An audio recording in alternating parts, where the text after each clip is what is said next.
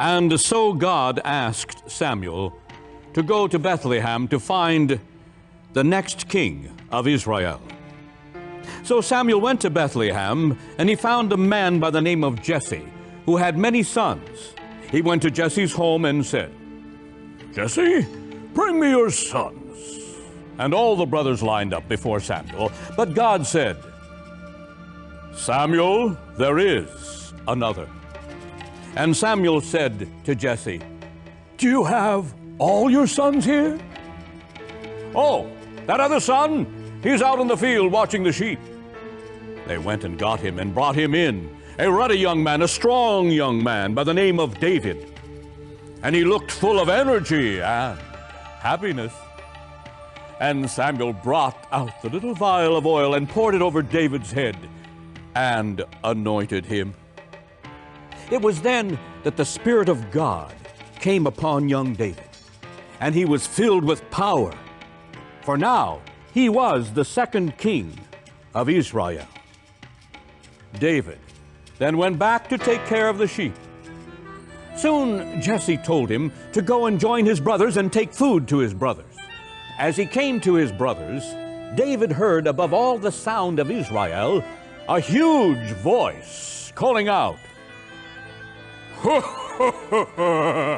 "You dogs! How dare you come to me?"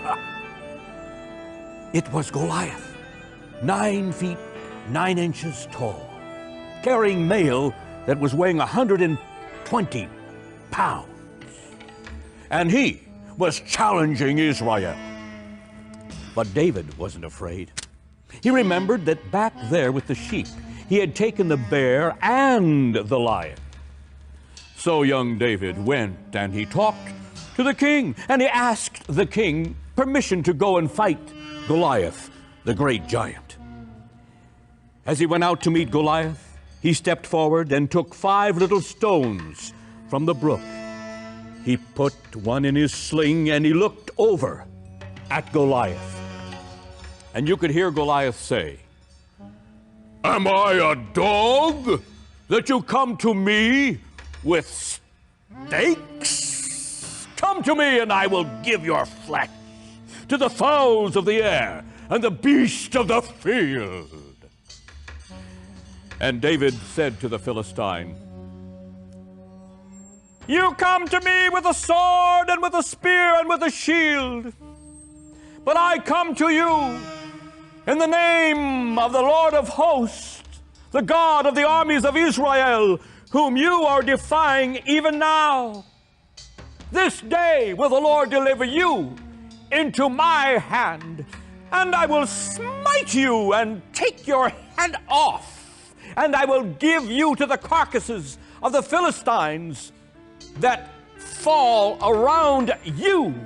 And he swirled a stone above his head, and the stone went kershoof. The stone went through the air and landed in the center of Goliath's head and sunk deep into his forehead. The giant fell to the ground with a thud. David ran forth and cut his head off, and Israel chased the Philistines all the way to the gates of Ekron. The women then sang songs. Saul chases his thousands, and David his 10,000s. When Saul heard this, at first he was very happy. But then he became jealous, and he chased David for years, up until the time that David was 30 years old.